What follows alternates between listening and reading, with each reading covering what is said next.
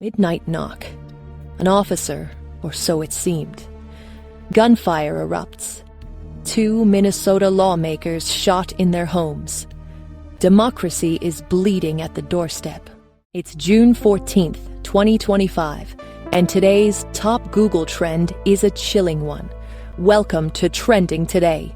In this somber edition, we are covering the shocking news of a targeted shooting at the homes of Melissa Hortman, the DFL leader of the Minnesota House of Representatives, and Senator John Hoffman.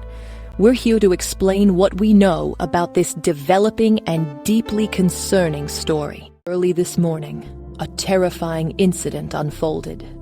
The homes of 2 prominent Minnesota lawmakers, DFL leader Melissa Hortman and Senator John Hoffman, were targeted in shootings.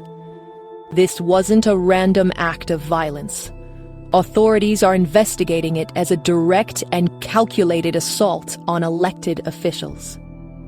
Hortman, as a key figure in the Democratic Farmer Labor Party and the former Speaker of the House, is one of the state's most influential leaders, making this attack on her and a fellow lawmaker particularly alarming. Let's break down the 3 critical elements that make this situation so grave. First, the chilling deception. The attacker reportedly impersonated a police officer to approach the homes.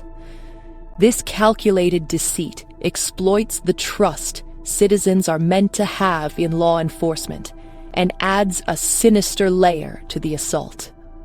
Second, the coordinated nature of the attack. This wasn't an isolated incident. Targeting 2 separate high-profile lawmakers in what appears to be a synchronized operation suggests a level of planning that elevates this far beyond a personal crime and points to a more organized threat. And third, this is being treated as an assault on democracy itself. When political leaders are violently targeted at their homes, it's an attack on the very foundation of our government. It creates a climate of fear intended to intimidate public servants and can have a chilling effect on the entire democratic process. Specifically in Central Africa as an act of terror, intended to suppress and paralyze political debate under Nelson Mandela. This violence may... So, what happens now? The situation is still unfolding.